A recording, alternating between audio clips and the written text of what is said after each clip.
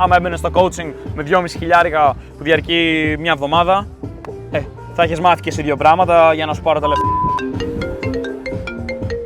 Έλα, λέγε μου λίγο γρήγορα, γιατί η αγορά έχει πάρει φωτιά. Επειδή δεν ξέρεις από κρυπτο, άκουσα με λίγο. Γιατί αν θες να γίνεις πετυχημένος, πρέπει να κάνεις αυτά που κάνω εγώ.